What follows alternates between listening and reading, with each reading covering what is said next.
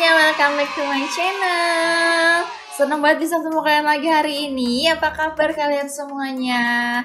Semoga aku harap kabar kalian semua sehat dan bahagia selalu ya. Buat kalian yang baru pertama kali nonton video aku, kenalin nama aku Devi. Aku suka buat video tentang gaya hidup minimalis dan tentang budgeting. Dan di video kali ini kita akan bahas tentang budgeting, yaitu adalah langkah-langkah atau gimana caranya aku untuk tutup budget. Dan di akhir video kalian akan bisa lihat dan tahu gimana dan berapa dana yang aku alokasikan ke setiap pos-pos budgeting aku. Jadi ini bukan pertama kalinya aku bilang bahwa tutup budget adalah bagian yang paling penting dari budget.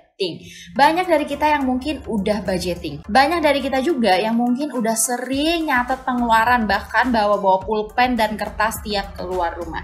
Tapi kalau kita nggak tutup budget, menurut aku itu sia-sia. Karena informasi dari setiap pengeluaran kita dan budgeting kita itu nggak kepake buat apa-apa. Jadi ini adalah saatnya kita tutup budget dan kita bisa lihat berapa nilai kita untuk budgeting di bulan sebelumnya. Kalau gitu tanpa berlama-lama lagi, let's get started.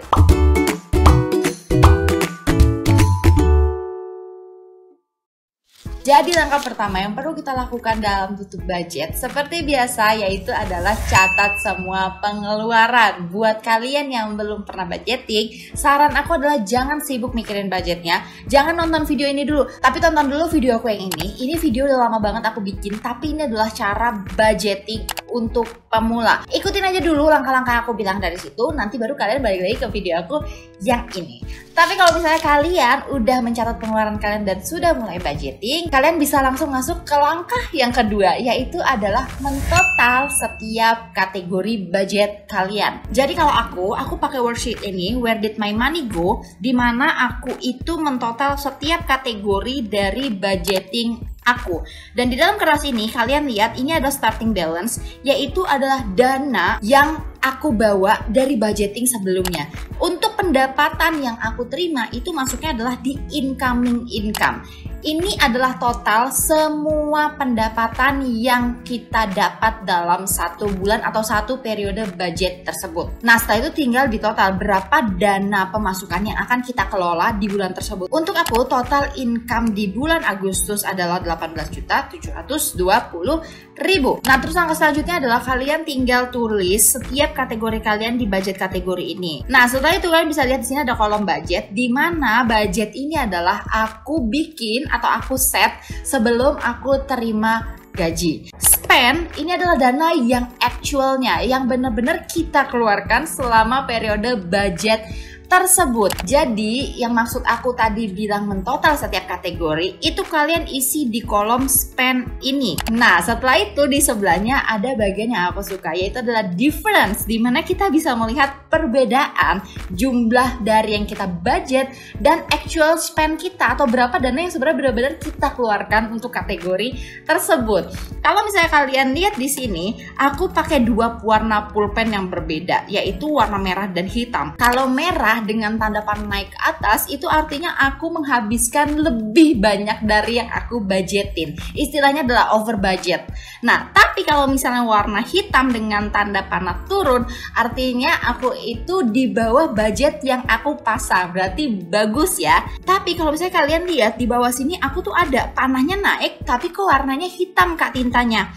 Karena ini adalah tabungan, dimana untuk pos tabungan pasti kita berharap untuk bisa lebih dong. Jadi makanya aku tetap kasih pulpen hitam dengan tanda panah naik, karena ini adalah kenaikan yang bagus. Untuk mentotal setiap budget kategori kalian, untuk aku pakai highlighter method atau metode stabilo, dimana setiap kategori pengeluaran aku itu punya warna yang berbeda. Nah terus karena aku punya banyak banget warna nih ya, jadi caranya adalah aku tuh supaya nggak lupa, aku tempelnya langsung di stabilo aku. Warna ini untuk ini, warna ini untuk ini, jadi supaya saat aku ngasih warna itu nggak ketukar-tukar. Nah dari worksheet Where Did My Money Amigo ini kita udah bisa lihat tuh pos-pos mana yang kita over budget atau yang under budget. Kayak aku misalnya, aku di groceries itu naik lebih tinggi 20.000, tapi menurut aku 20.000 ya udahlah ya, nggak apa-apa. Jadi aku nggak mau pusing gara-gara itu. Nah, untuk kategori household aku juga over budget nih sebanyak 110.000.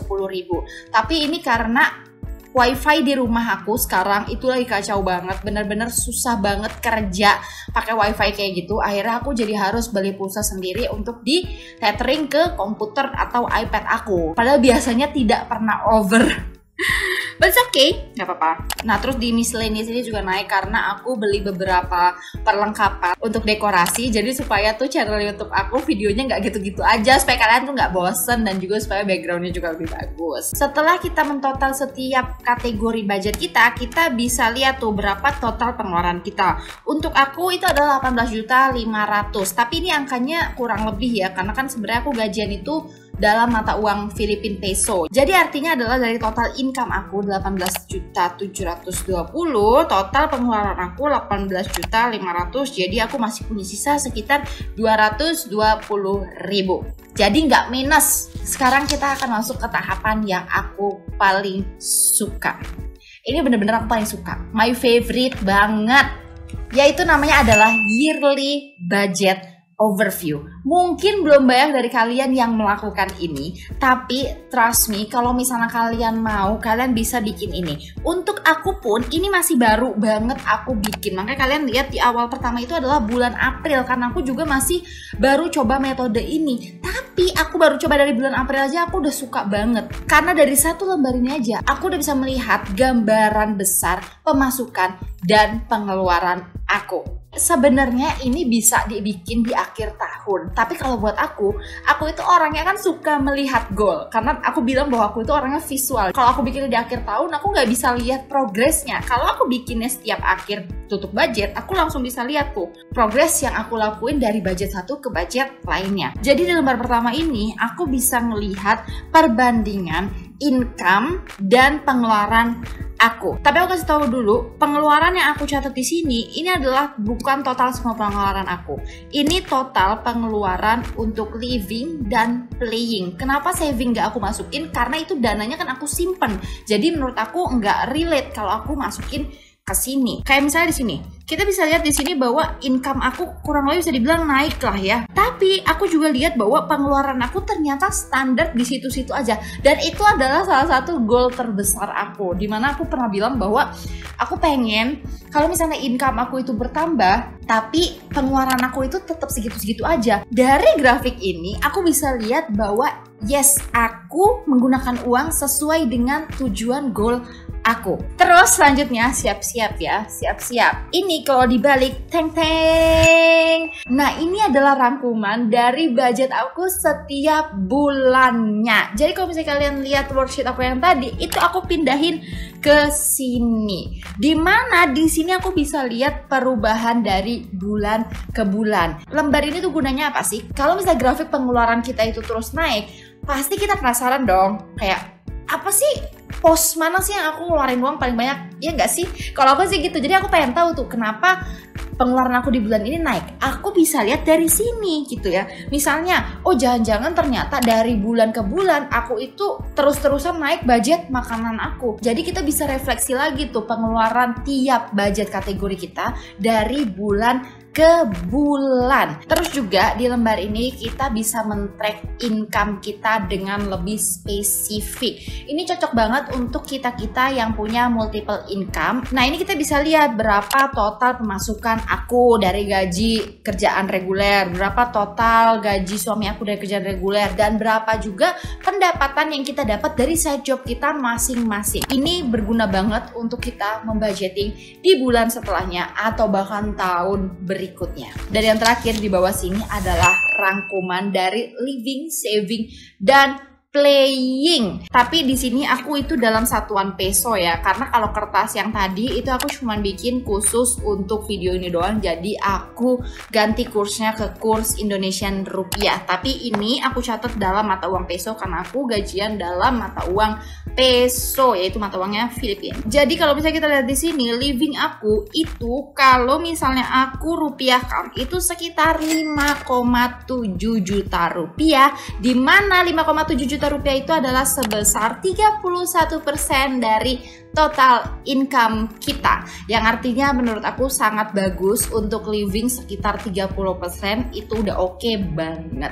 Next, untuk kategori playing. Untuk kategori playing kita menghabiskan 2,3 juta rupiah atau sekitar 12% dari total income kita, yang sebenarnya turun dari budgeting sebelumnya. Kalau misalnya kalian nonton video aku yang ini adalah tutup budget aku di bulan Juli. Jadi buat kalian yang belum nonton bisa langsung klik aja, karena aku taruh linknya di atas sini. Tapi setelah nonton video ini ya.